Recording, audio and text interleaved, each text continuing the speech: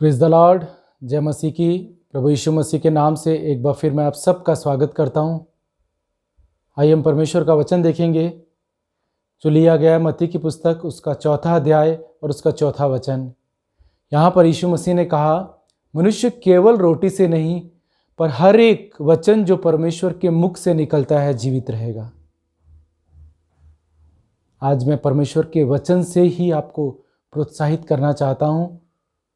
जानते हैं हमारे पास परमेश्वर ने ये पवित्र शास्त्र दिया है, ये बाइबल दी है, जहाँ परमेश्वर का वचन हमारे जीवन में मौजूद है। जिस भाषा में हम इसे जानते हैं उस भाषा में ये हमारे लिए मौजूद है। और यीशु मसीह कहते हैं कि हर एक वचन जो परमेश्वर के मुख से निकलता है उससे मनुष्य जीवित रहेगा। सोचिए, अगर हमारे सामने एक खाने की प्लेट लगी है और हम कहते हैं हमें भूख लगी है और हम वो भोजन नहीं करते, तो कैसे हमारी भूख मिटेगी? आज परमेश्वर ने ये भोजन हमारे लिए उपलब्ध कराया है, पर अगर हम इसे नहीं लेते अपने जीवन में तो हमारी आत्मा की भूख कैसे मिटेगी? हम कई बार कहते हैं संसार में हम निराश हो जाते हैं। कई बार हम कहते हैं कि संसार में हम धोखा खाते हैं।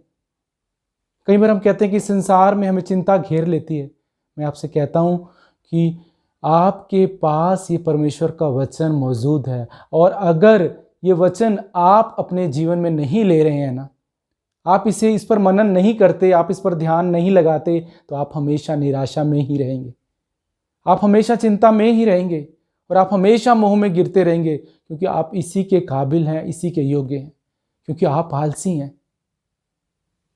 आज बहुत से मसीह अपने जीवन में क्यों निराश और क्यों वो दुखी रहते हैं, क्यों वो चिंता करते हैं? क्योंकि जो परमेश्वर का ये वचन है, इस वचन जो ये भोजन है, इसको वो अपने जीवन का हिस्सा नहीं बनाते।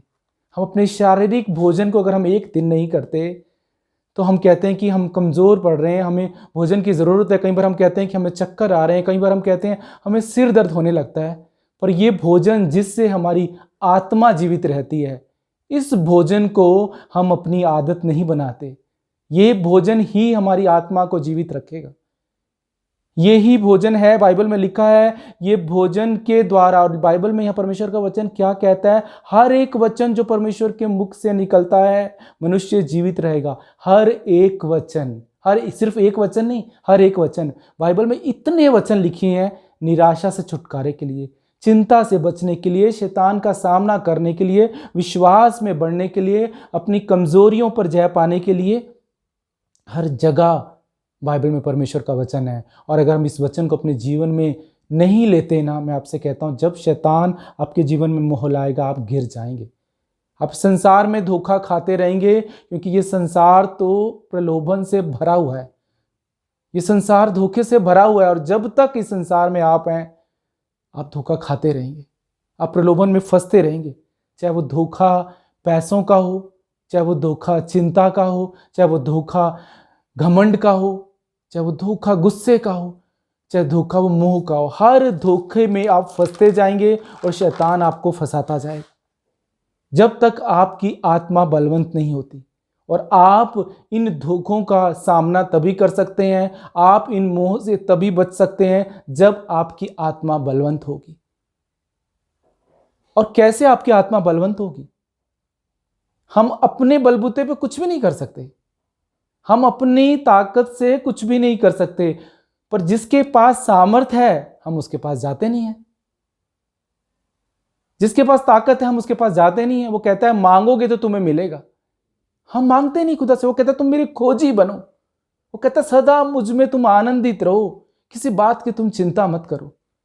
पर जब हम खुदा से ये सामर्थ्य नहीं मांगेंगे कि प्रभु मुझे सामर्थ्य दे कि मैं किसी बात की चिंता नहीं करूं, तो आप चिंता में पड़ते रहेंगे।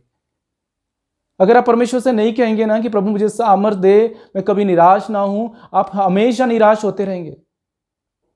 अगर आप परमेश्वर से ये सामर्थ्य नहीं मांगेंगे ना प्रभु से कि प्रभु मैं मोह में ना पड़ूं, तो आप हमेशा मोह में पड़ते रहेंगे, आप हमेशा झूठ में फंसते रहेंगे, आप शैतान के धोखे में हमेशा फंसते रहेंगे।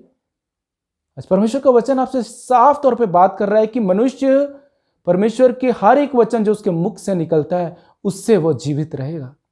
अगर आप चाहते हैं आपकी आत्मा जीवित हो, आप चाहते हैं आपकी आत्मा सामर्थी हो, आपका अंदरूनी मनुष्य सामर्थी हो, आपका शरीर आप पर बलवंत ना हो, तब आपको हर दिन उसके वचन का खोजी बनना पड़ेगा।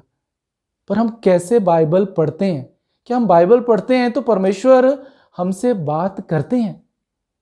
क्या हम सिर्फ यूं ही बाइबल पढ़ते हैं? क्या जब भी हम परमेश्वर का वचन पढ़ते हैं परमेश्वर हमसे बात करते हैं? ये बात हमारे लिए समझना बहुत जरूरी है। क्या जब परमेश्वर के वचन को हम खोलते हैं परमेश्वर का वचन हमसे बात करता है? जब परमेश्वर का वचन हमसे बात करता है तभी उस परमेश्वर की आत्मा की सामर्थ हमारे जीवन में काम करती है। जब वो शब्द हमारे जीवन में काम करता है, जब हमारे शब्द हमारे जीवन में हम उसे लेते हैं, जब खुदा की बातों को वो कह रहा है कि मेरे शब्द के द्वारा तुम जीवित रहोगे, मेरे शब्द के द्वारा तुम जीवन पाओगे, तुम्हारी आत्मा सामर्थ्य बनेगी, तुम बलवंत होगे। इस संसार में अगर आप एक जीवन जिंदगी जीना चाहते हैं, आप चाहते हैं कि कभी आप चिंताओं में ना पड़ें, आप चाहते हैं कि कभी आप निराशाओं में ना पड़ें, अगर आप चाहते हैं आप कभी भी मोह में ना पड़ें, कभी आप धोखा ना खाएं, तो आपको हर दिन उस खुदा के वचन का मनन करना होगा। वो वचन की सामर्थ के द्वारा ही आप इस संसार की हर एक चाल पर आप जय पा सकते हैं। तभी आप एक जीवन जिंदगी जिएंगे, तभी आप उस खुदा के सच्चे गवाह बनेंगे। उस परमेश्वर ने जब क्रूस पर अपना बलिदान दिया तब उसने बलिदान किसके लिए दिया? मेरे और आपके लिए। मेरे और आपके पापों को उसने उस क्रूस पर अपने ऊपर ले लिया। पर उसने जब उन पापों को उस क्रूस पर अपने ऊपर लिया उसको कभी शर्म नहीं आई।